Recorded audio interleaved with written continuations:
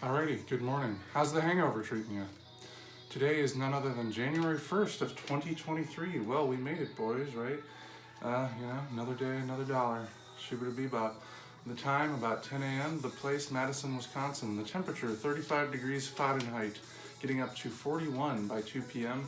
It's not going to rain, but it's going to be rainy all day. We're going to draw our card, Audrey, our card. Oh!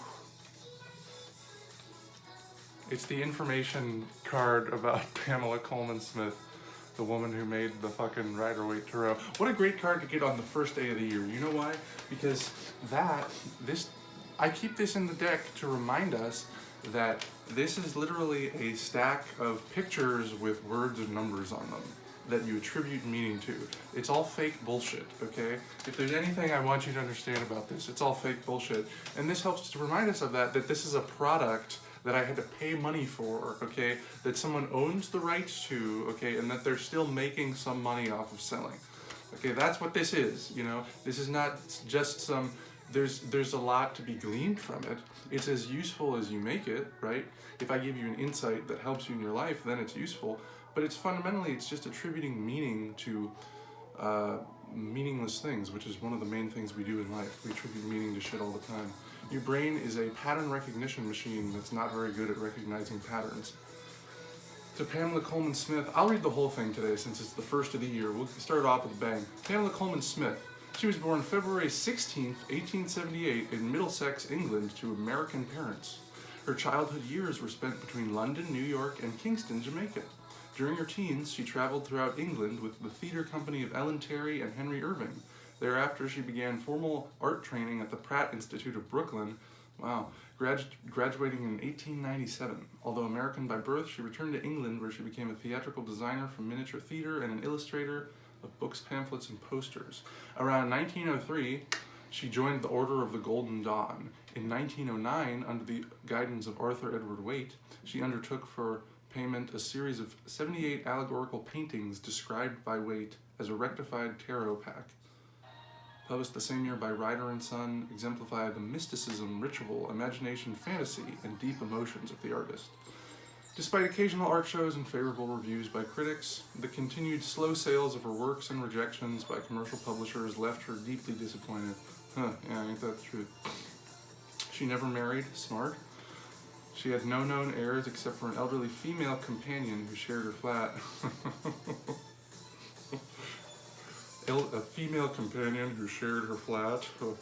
Well, okay, I think we all know what's going on there. She died on September 18th, 1951, penniless and obscure. Nice. So she was born rich and ended up being a homeless lesbian. Very good strategy, you know, and this is the woman you're taking advice from, by the way. There was no funeral procession to honor her life. There was no memorial service to touch upon the impact her work would one day have upon her admirers. She died disappointed that her paintings and writings failed to achieve success, yet she never stopped believing in herself. Pamela Coleman Smith would all but be forgotten except for the 78 tarot paintings known as the Rider-Waite Tarot Pack. She would no doubt be astonished and gladdened to know that today the deck touches the hearts of millions of people. Yeah, that's rough. Yeah, that's the way it goes, you know. You get born rich, and even some of these born rich people, you know, even they don't make it sometimes. Born rich, ends up a homeless lesbian, unsuccessful in her own life, kind of like Vinnie Van Gogh, the prototypical starving artist. But you know, the truth is, you don't want to be like that. I don't know. A lot of people, I used to read things about like artists suffering for their art and shit. You don't want to suffer for your art. You want to get it out into the world and make money from it. That's what you want. Okay, like being suffering does not like legitimize you as an artist or an intellectual. Like the fact you're suffering it's not a good thing, and it doesn't validate you in any way. You don't want to suffer. You want to be happy and successful. That's what you want. You only glorify suffering because you've like failed at something else. Suffering is an illusion. It's a product of the mind. Pain is inevitable, but suffering is not, okay? Yeah, what else do I have to add? I don't gotta educate you the whole way. I mean, you're gonna be coming back here like every day for 365 days. You know, you'll get the whole picture over time, right? Most important is to grab a cup or a mug, a tankard, a chalice, a glass, a stein, a canteen flask, a bottle, a vessel of any kind. Fill it with your favorite liquid. I like coffee. And join me now for the unparalleled pleasure, your dopamine hit of the day, the thing that makes everything better, the simultaneous sip.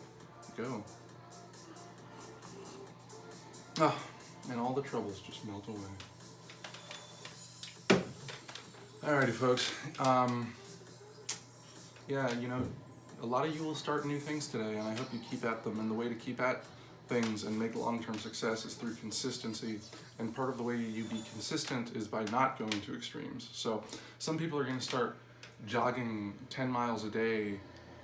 They're going to try to jog 10 miles a day all year starting today. People who are couch potatoes and have never gotten off their ass. And most of them are going to fail, almost all of them. They're going to be not doing it within a week or two because they went too extreme too fast. Consistency, that's how you create big change long term. Okay, get out there or stay in there. It's going to be a good one, as good as you make it, because remember, you're as happy as you think you are.